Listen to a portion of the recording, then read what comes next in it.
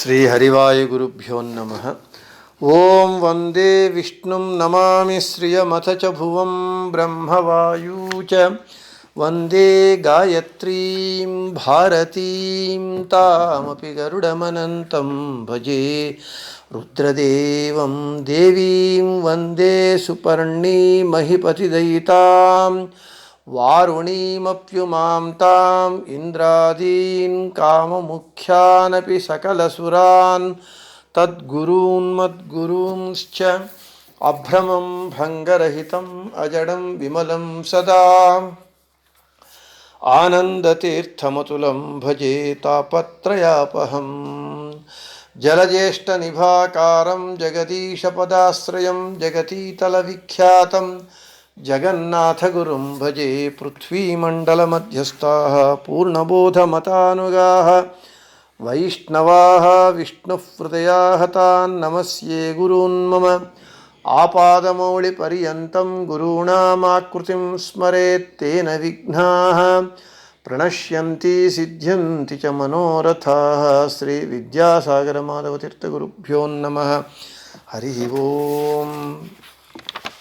ಹರಿಕಥಾಮೃತಸಾರ ಗುರುಗಳ ಕರುಣದಿಂದ ಆಪನಿತು ಪೇಳುವೆ ಪರಮ ಭಗವದ್ಭಕ್ತರಿದನಾದರದಿ ಕೇಳುವುದು ಶ್ರೀರಮಣಿಕರ ಕಮಲ ಪೂಜಿತ ಚಾರು ಚರಣ ಸರೋಜ ಬ್ರಹ್ಮ ಸಮೀರವಾಣಿ ಫಣೀಂದ್ರವೀಂದ್ರ ಭವೇಂದ್ರ ಮುಖ ವಿನುತ ನೀರಜ ಭವಾಂಡೋದಯ ಸ್ಥಿತಿ ಕಾರಣನೆ ಕೈವಲ್ಯದಾಯಕ ನಾರಸಿಂಹನ ನಮಿಪೆ ಕರುಣಿಪುದೆ ಮಗೆ ಮಂಗಳವ.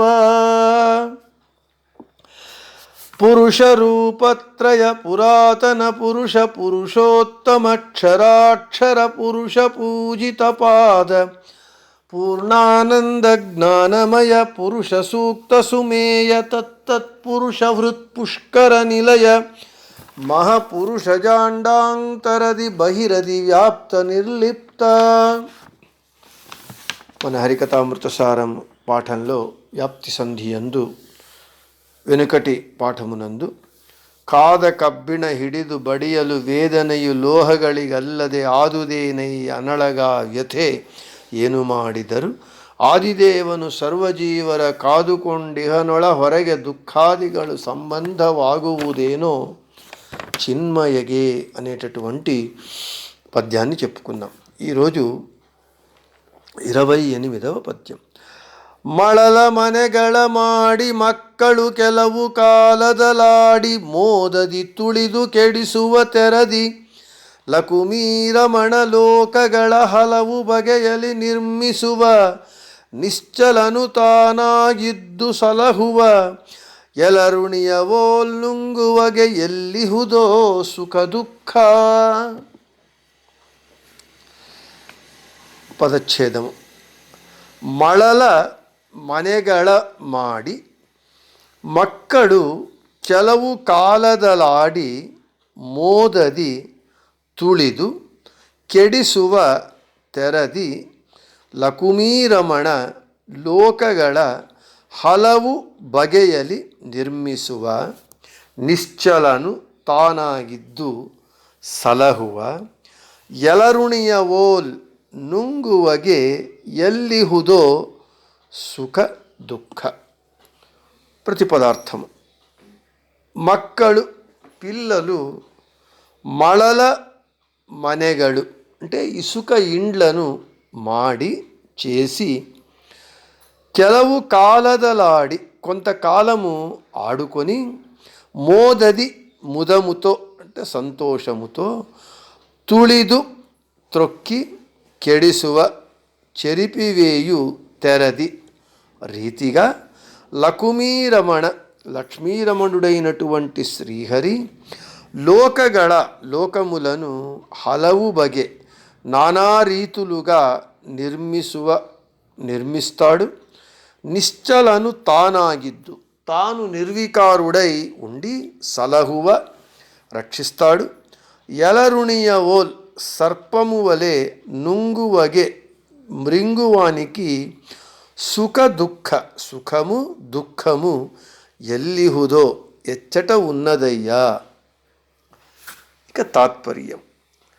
పిల్లలు ఇసుకతో ఇళ్ళు కట్టి సంతోషంతో కొంతకాలము ఆడుకొని వాటిని కాళ్లతో తొక్కి నాశము చేసినట్లు లక్ష్మీరమణుడైనటువంటి శ్రీహరి లోకములను నానారీతులుగా సృష్టిస్తాడు.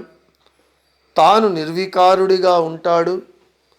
పాము వలె మృంగివేస్తాడు. అటువంటి అతనికి సుఖ దుఃఖములెక్కడున్నాయి అంటే లేవు అని సమాధానం. ఇక విశేష వివరణ. బ్రహ్మసూత్రము చెబుతూ ఉన్నది ఓం జన్మాద్యస్య యతః ఓం అని. సృష్టి స్థితి సంహార నియమన జ్ఞాన అజ్ఞాన బంధ మోక్షమనేటటువంటి 8 కార్యాలను ఎవడు చేస్తాడో వాడు భగవంతుడు, వాడు శ్రీహరి. వాటిలో సృష్టి స్థితి సంహారములు మొదటి 3 గురించి ఈ పద్యంలో జగన్నాథదాసుల వారు చెబుతూ ఉన్నాడు. భగవంతునికి ఈ జగత్తును సృష్టించేటప్పుడు సుఖము కానీ, లయ అంటే నాశం చేసేటప్పుడు దుఃఖం కానీ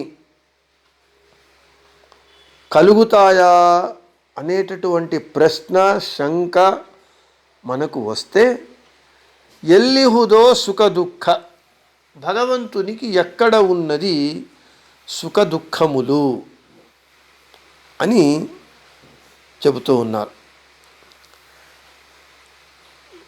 భగవంతుడు సృష్టి స్థితి సంహారములను చేసేటప్పుడు సుఖ దుఃఖములు లేవు అనేటటువంటి సత్యాన్ని చెబుతూ జగన్నాథదాసుల వారు పిల్లలు ఇసుకతో ఇళ్లను కట్టి ఆడుకునేటటువంటి ఉపమానాన్ని ఇస్తూ ఉన్నారు. పిల్లలు ఏం చేస్తారు, నదీ తీరానికో సముద్ర తీరానికో వెళతారు. వెళ్ళి ఇసుకతో ఇళ్లను కడతారు. లేదా ఇంటిని కట్టేటప్పుడు ఇంటి ముందు వేసినటువంటి ఇసుకలో ఇళ్లను కడతారు. కట్టేటప్పుడు సంతోషంగా కడతారు. కొంతకాలం ఆడుకుంటారు. తరువాత వారే కాళ్లతో వారు కట్టినటువంటి ఇసుక ఇండ్లను తొక్కి నాశనం చేస్తారు. పిల్లలకు కట్టేటప్పుడు సంతోషంగా ఉంటారు, ఆడుకునేటప్పుడు సంతోషంగా ఉంటారు. వారు కట్టినటువంటి ఆ ఇసుక ఇండ్లను తొక్కి నాశనం చేసేటప్పుడు కూడా సంతోషంగానే ఉంటారు. అయ్యో మేము కట్టినటువంటి ఇళ్ళు మేమే తొక్కి నాశనం చేస్తున్నాము కదా అనేటటువంటి దుఃఖము బాధ ఏది ఉండదు పిల్లలకు. అంటే నిర్వికారంగా ఒకే రీతిగా ఉంటారు. అదేవిధంగా లక్ష్మీపతి అయినటువంటి భగవంతుడు ఈ జగత్తును సృష్టిస్తున్నాడు. 84 లక్షల జీవరాశులతో కూడుకున్నటువంటి ఈ జగత్తును అతి సుందరంగా సృష్టిస్తున్నాడు, పోషిస్తూ ఉన్నాడు. తానే సంహారం చేస్తూ ఉన్నాడు. పిల్లల వలె పిల్లలు ఇసుక ఇండ్లు కట్టి ఆడి తొక్కి నాశనము చేసిన విధంగా ఏ విధమైనటువంటి వికారము లేదు. నిశ్చలను తానాగిద్దు అంటే నిర్వికారుడిగా ఉండి ఏ విధమైనటువంటి సుఖ దుఃఖముల భావన లేకుండా నిశ్చింతగా ఉంటూ ఉన్నాడు భగవంతుడు, చేస్తూ ఉన్నాడు. అయితే ఇక్కడ ఇటువంటి భగవంతునికి ఇంకొక ఉపమానాన్ని ఇస్తూ ఉన్నారు. ఏ విధంగా అంటే ఎలరుణియవోల్ నుంగువగే అంటే ఎలర్ అంటే గాలి, ఉణి అంటే తినునది, ఎలరుణి. ఎలర్ అంటే గాలి, ఉని అంటే తినునది, అంటే గాలిని తిని జీవించేటటువంటిది సర్పము. సర్పం ఏం చేస్తుంది? మనకందరికీ తెలిసిన విధంగా తానే గుడ్లను పెట్టి తరువాత తానే ఆ గుడ్లను మింగివేస్తుంది. గుడ్లను పెట్టినందుకు సంతోషం కానీ, తాను పెట్టినటువంటి తన గుడ్లను తాను తినేటప్పుడు మింగేటప్పుడు సర్పానికి దుఃఖం కానీ ఉండదు. అందుకే ఎలరుణియవో నుంగువగే, ఈ జగత్తును భగవంతుడు సృష్టించి తానే లయ చేస్తూ ఉన్నప్పుడు అతనికి సంతోషం కానీ దుఃఖం కానీ లేదు. ఎలా అంటే సర్పము వలె అని చెబుతూ ఉన్నారు. ఇక్కడ సర్పము తాను పెట్టినటువంటి గుడ్లను తాను తింటూ ఉన్నది. ఎందుకు తింటూ ఉన్నది? సర్పము ఆకలి వేసి తింటూ ఉన్నది. అయితే భగవంతునికి కూడా ఆకలి ఉండి తాను సృష్టించినటువంటి జగత్తును తానే తినేస్తాడా అంటే ఉపమానాన్ని గుడ్లను పెట్టి తాను మింగేంత వరకు మాత్రమే తీసుకోవాలి, కానీ అన్నింటా ఉపమానాన్ని తీసుకోకూడదు అని శాస్త్ర నియమము. భగవంతుడు పాము వలె తాను సృష్టించినటువంటి జగత్తును తానే ఆకలి వేసి మృంగడు, సంహరించడు.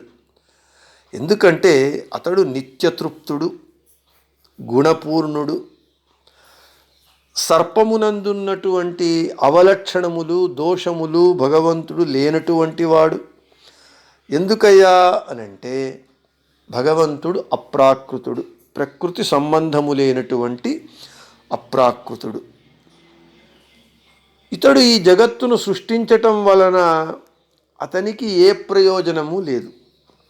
భాగవతము మంగళాచరణ శ్లోకంలో చెప్పినట్లుగా జన్మాద్యస్య ఏతోన్వయాదితరతశ్చ అర్థేషు అభిజ్ఞః స్వరాట్ తేనే బ్రహ్మహృదాయ ఆదికవయే ముహ్యంతియం సూరయః అని చెబుతూ యత్ర త్రిసర్గో అమృష, భగవంతుని విషయంలో ఈ మూడు విధములైనటువంటి సృష్టి వ్యర్థము, జీవుల విషయంలో అది సార్థకము అని మనం చెప్తున్నారు. ఈ సృష్ట్యాదుల వలన భగవంతునికి ఏ ప్రయోజనము లేదు.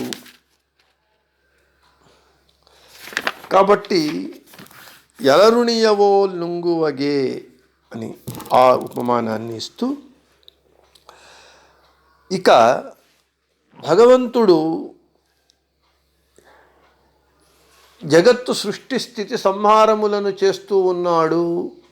అటువంటి వానికి ఎల్లిహుదో సుఖదుఃఖ, వానికి సుఖదుఖములు ఎక్కడ ఉన్నాయి అంటే సుఖదుఖములు లేవు. ఎందుకంటే వాడు నిర్లిప్తుడు, నిరాకారుడు, నిర్వికారుడు. అంటే అదే సమయంలో వాడు అనంత కళ్యాణ గుణపరిపూర్ణుడు, సాకారుడు. అంటే ప్రకృతి సంబంధమైనటువంటి ఆకారము, వికారము ఇవేవి ప్రకృతి సంబంధమైనటువంటి ఏ గుణదోషములు లేనటువంటి అప్రాకృతుడు. అప్రాకృతమైనటువంటి జ్ఞానానందములే దేహముగా కలిగినటువంటి వాడు భగవంతుడు. ఈ విధంగా భగవంతుని యొక్క సృష్టి స్థితి సంహారాదులను గురించి ఇక్కడ జగన్నాథదాసుల వారు ఈ ఉపమానాన్ని చెబుతూ ఉన్నారు. ఇక భగవంతుడు తాను సృష్టించి ఈ జీవులను పోషిస్తూ, ఎందుకు అంటే వాడొక్కడే స్వతంత్రుడు, మిగిలిన వాళ్ళందరూ అస్వతంత్రులు. కాబట్టి ప్రళయకాలంలో సమస్త జగత్తును తన ఉదరమునందు ఉంచుకొని రక్షిస్తాడు, ప్రళయకాలమునందు నాశం చేస్తాడు. మళ్ళీ ఈ 84 లక్ష యోనులయందు జీవులను ఆయా జీవులకు ఆయా స్థూల దేహములను ఇవ్వటం అనేటటువంటిదే భగవంతుని సృష్టి వ్యాపారము. ఇంతటి కార్యాన్ని భగవంతుడు అనాయాసంగా ఏ విధమైనటువంటి శ్రమ నొప్పి లేకుండా చేస్తాడు. వానికి ఏ విధమైనటువంటి మనం ఒక చిన్న పని చేస్తే మనకు శ్రమ కలుగుతుంది, మళ్ళీ విశ్రాంతి తీసుకోవాలి. అయితే భగవంతుడు జ్ఞానానందమయుడు, చిదానందమయుడు కాబట్టి అతనికి ప్రాకృతమైనటువంటి ప్రకృతి సంబంధమైనటువంటి ఆయాసము, వికారము, సుఖ దుఃఖములు ఏవీ లేనటువంటి వాడు భగవంతుడు. అందుకే లకుమీరమణ లోಕಗಳ ಹಲವು ಬಗೆಯಲ್ಲಿ నిర్మిಸುವ నిశ్చలను తానాగిద్దు అని చెబుతూ ఉన్నారు. ఈ విధంగా భగవంతుని తత్వాన్ని మనకు జగన్నాథదాసుల వారు ఈ పద్యంలో సుందరంగా మనకు హృద్యంగమంగా చెప్పినారు అని చెబుతూ, రేపు ವೇಷಭಾಷೆಗಳಿಂದ ಜನರ ಪ್ರಮೋಷಗೈಸುವ ನಟ ಪುರುಷವೋಲ್ ದೋಷದೂರನು ಲೋಕದೊಳು ಬಹುರೂಪ ಮಾತಿನಲ್ಲಿ ತೋಷಿಸುವನವರವರ ಮನದಭಿಲಾಷೆಗಳ ಪೂರೈಸು ತನುದಿನ ಪೋಷಿಸುವ పూతాత్మ పూర్ణానంద జ్ఞానమయ అనేటటువంటి పద్యాన్ని రేపు చెప్పుకుందామని చెబుతూ శ్రీకృష్ణార్పణమస్తు, మధ్యేశార్పణమస్తు. అందరికీ శుభమస్తు.